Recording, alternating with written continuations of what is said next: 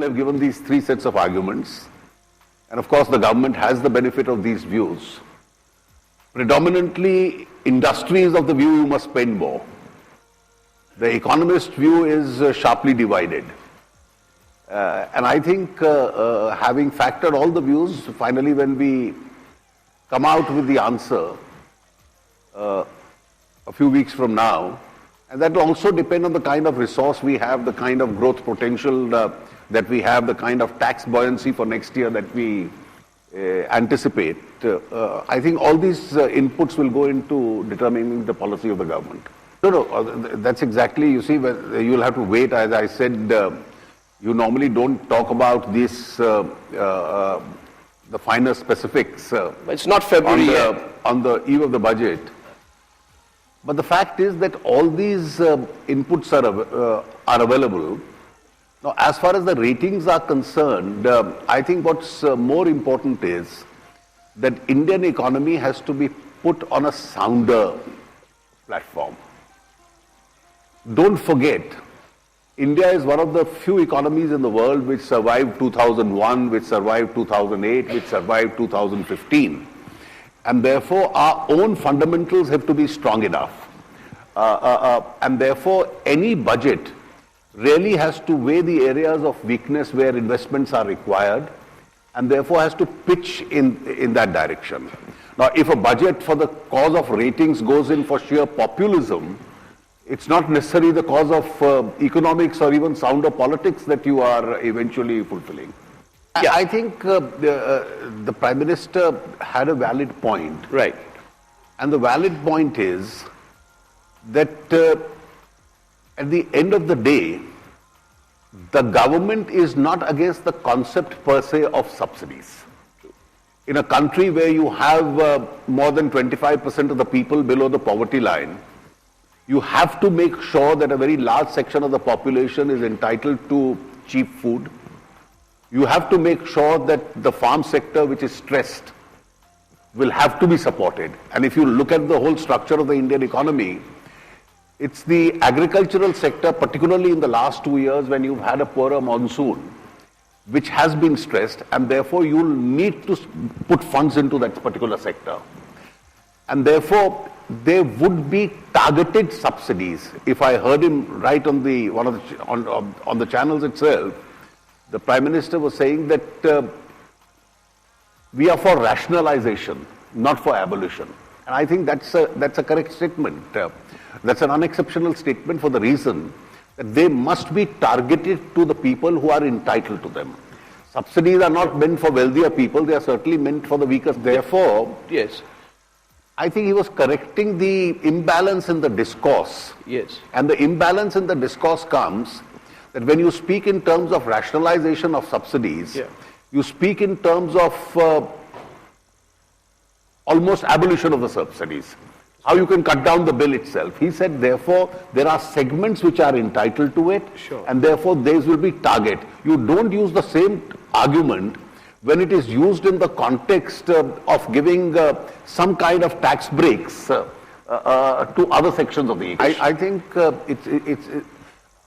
reality is that India needs a strong and powerful corporate sector.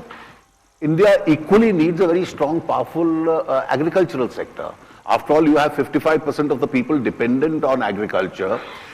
And it's not merely that agriculture adds to growth. The spiral effect of the purchasing power of that 55% is also dependent on it. And therefore, I think you need a sound policy which helps both the sectors. I don't think you can put the two sectors in conflict with each other. Okay. Today, with a very large population, when you need employment generation, which in turn helps a large number of poorer people, you need to make sure that every segment of the economy grows. I myself have a mixed feeling, depending on where I am and who I am speaking to. When we look at the international scenario, India obviously stands out. If you look at what's happening across economies in the world, there are not too many economies which are doing well at the moment.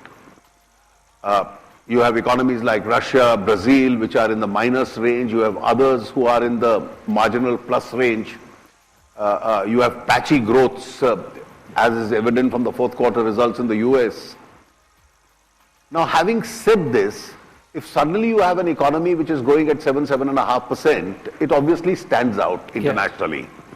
And therefore, when India is referred to world over as the bright spot or the sweet spot, right, or the fastest growing large economy in the world, I think we feel happy, we feel proud of the fact. Having said that, we have our own shares of sleepless nights. I'll tell you what gives us sleepless nights. Because I think in the question you gave partly the answer. I am convinced, and as are most others, that we probably have a potential to have a growth which is higher than what we've achieved. The 7.5% is not our optimum rate. The Indian normal has to be in the 8 or 9% category.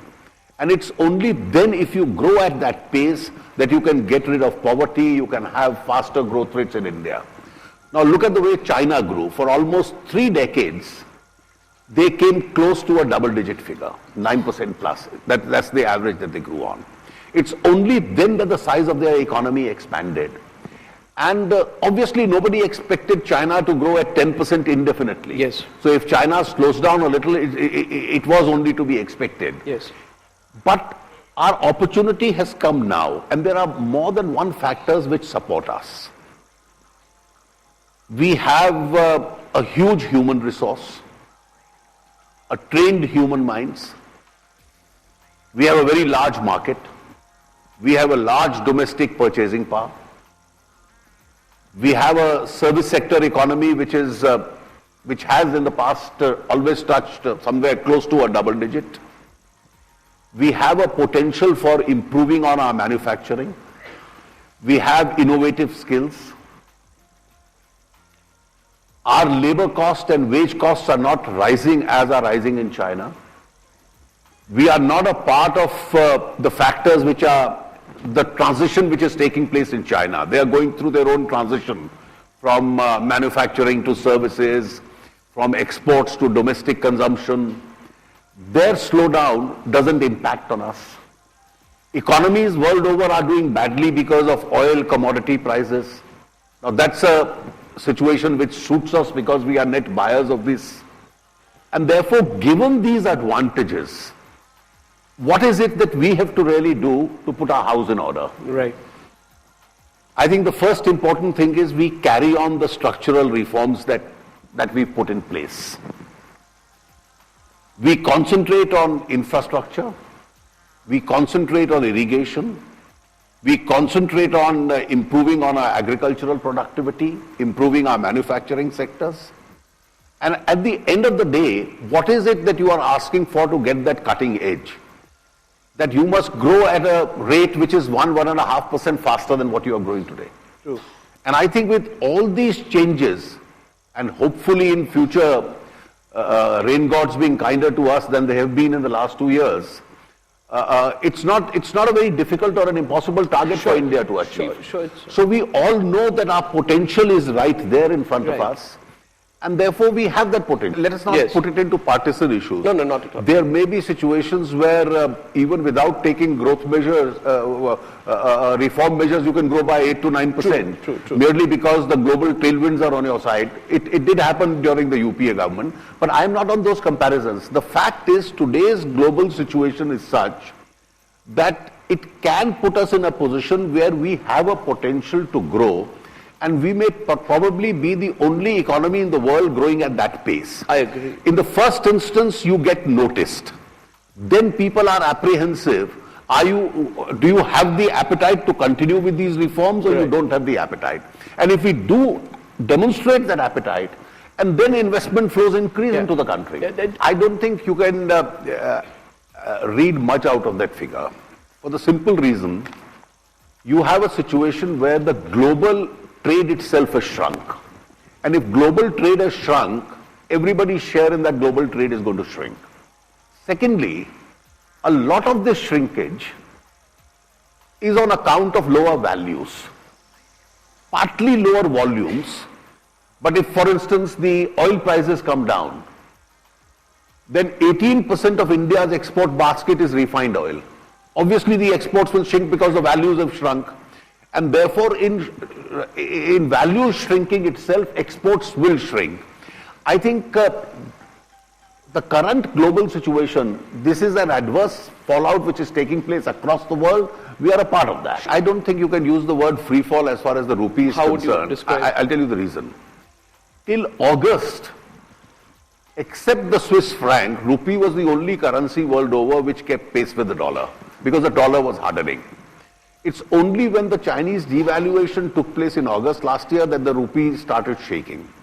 And if you do a comparison of all global currencies vis-a-vis the dollar, which have weakened in the last couple of months, in fact, rupee has weakened the least amongst most of them. Currencies as in Brazil, Russia have weakened hugely.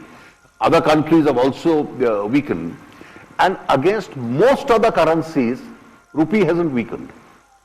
And therefore, to use the word free fall as far as the rupee is concerned would not be a fair. Rupee will eventually find its own value in the international market. It will depend on the strength of our economy and what is our ability to attract dollars into the economy. I thought when you mentioned corruption, you were about to compliment us. Because if there is one significant change which has taken place in the last 1.5 years in India, it's in this field. Now let me just tell you. Does anybody talk in New Delhi about political corruption? Does anybody speak in terms of files pending for months and months together for collateral reasons?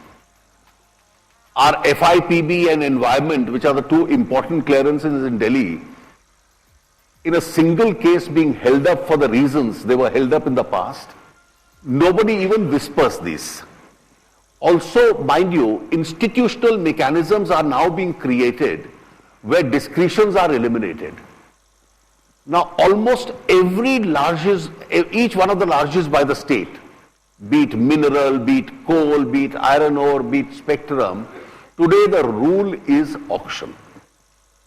You don't even have, the personal interaction with the government has been completely eliminated. You can sit in your office and just bid as far as your laptop is concerned. Right. Now, let me tell you, aware of what happens at the ground level and so on, we've been trying our level best. For instance, even in the departments which had a very bad name like taxation departments. Sure. Today we are trying to move to a system where you file your returns online, your queries will be online, your assessment orders will be online, and your refunds will be online. We have almost, last year for example, 1,34,00,000 people got their refunds online. And therefore, there is nobody who comes to you and then asks for a kickback. Now, those kind of systems are slowly being introduced as far as the government is concerned. Of course, at the lower level, you'll still have black sheep. And therefore, you'll have to go hard as far as those. I can probably make sure that with a vigilant media, they'll be on. I think if you closely followed what the Prime Minister said yesterday, between the lines, as I understood this thing, the answer to your question lay there. Obviously, governments have a limited capacity to create jobs. Governments having a limited capacity to create jobs, even private sector, when I speak in terms of structured private sector, will have its own limitations. Sure. Even if you expand in your manufacturing by 8 or 9%, there'll be a limit to the level of jobs that they can create. And therefore, having realized this, the emphasis of the government in the last 1.5 years has been, A, what you mentioned, to skill people. B, as economy expands, they'll get jobs. If you have more cities, for instance, being created, you'll probably have more jobs. These are centers of economic activity. At the same time, you'll also have to strengthen your SMEs, your informal sectors. And therefore, in each one of this, what does the Mudra scheme aim at? Crores of people in this country will now get small loans from the banks. No security to be given, moderate interest rates, otherwise they were going to money lenders at 25 and 30%. and set up their own shops, set up their own establishment, set up their own some small workshop.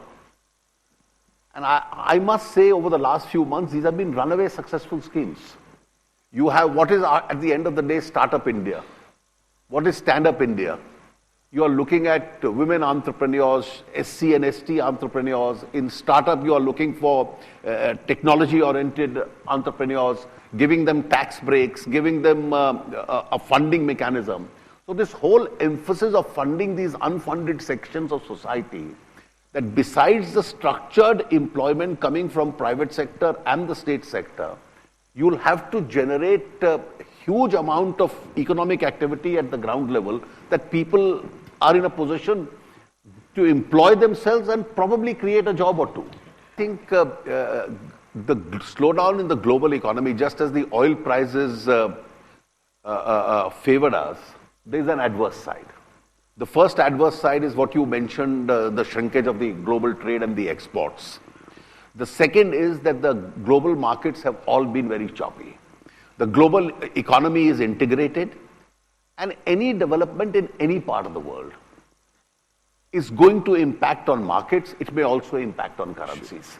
And therefore, if something happens in Greece, or something happens in Europe, or the interest rates go up in the United States, or there is a weakening of currencies or a slowdown in China, this is going to have ripples across the global market.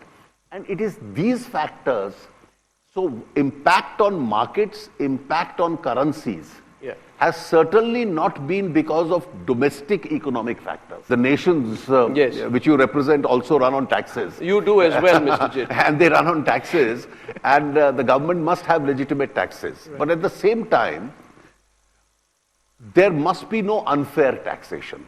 In fact, this government has been candid enough to say from day one, and I've repeated this repeatedly, that whenever there is an unfair assessment order, it doesn't bring you revenue, it brings you a bad name. Because ultimately we are a rule of law society. Some court or tribunal intervenes, stays that tax.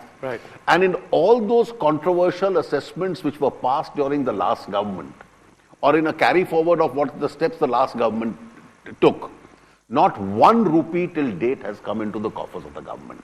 So the retrospective taxation brought us a bad name. It became a defining moment against India. It didn't bring us tax. A large number of those transfer pricing cases, many of them didn't bring us any tax. So how do we deal with this situation? Because this was a real mess on the table when the new government came over.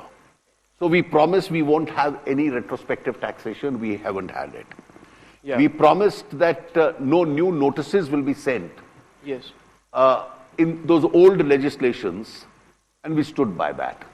Now, a number of issues as an after effect of what had been done previously came up. We allowed courts to settle those disputes.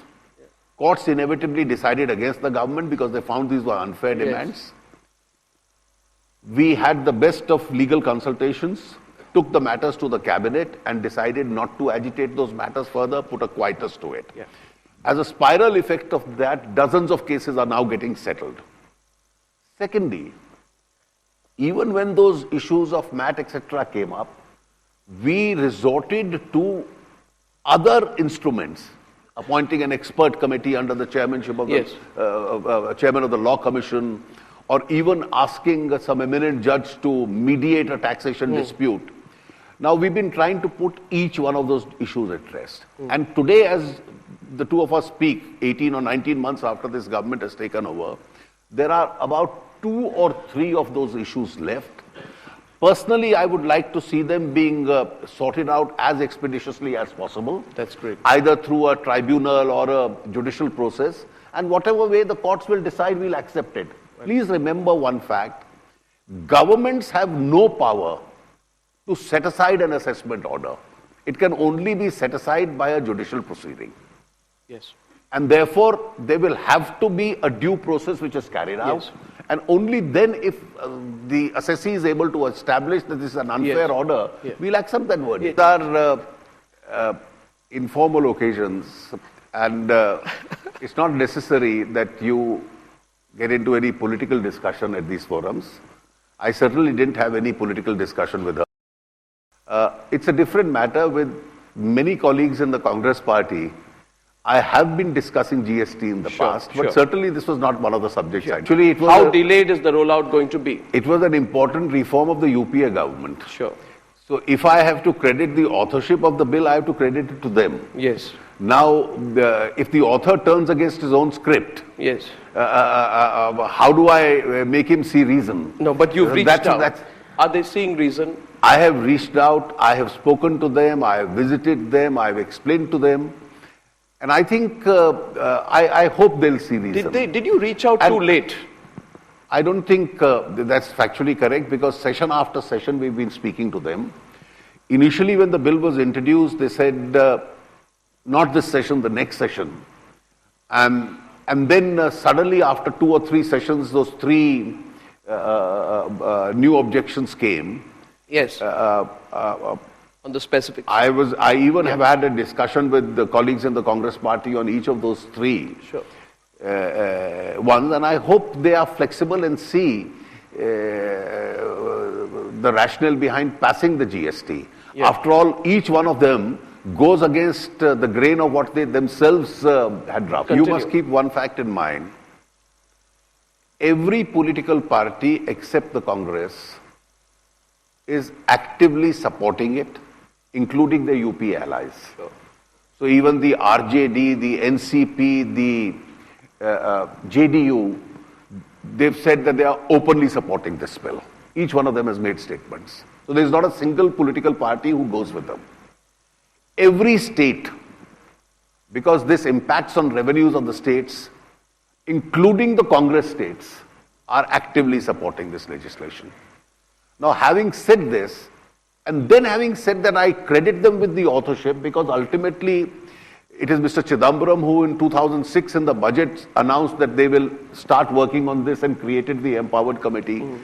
Mr. Mukherjee introduced the bill in 2011. Now, having done all this, I don't see any reason why they should have a rethink on the bill at all. But if there is a discussion over one particular idea in the bill, etc., I am certainly willing to discuss with them. But anything which makes it a flawed legislation, certainly we can't bind future generations with a flawed legislation. Now, we've been discussing with a large number of them, and as the parliament session comes, we also discuss. And don't forget one factor, that at the end of the day, it's very good to have laws passed by consensus. And a law like this, which impacts on the taxation structure of India, being passed by concession, that would be a preference. Otherwise, it can be put to vote. I think on all economic legislations, it has never been BJP versus all. In fact, this government has been so gracious with the states that every regional party which may be supporting us or may not be supporting us has normally supported all our legislations in Parliament. So when the mining law was passed, when the coal auction law was passed, when the GST is being discussed, from the BSP to the Samajwadi, to the Trinamool, to the AIDMK, to Biju Janata Dal, to the JDU, every political party, NCP, has been supporting us. Because we've been gracious in sharing that revenue or the proceeds of all this with the states. So there is not a single regional party which has been against us. So even in the coal mine law, the mining law, and the GST law, Congress stands alone without even its allies.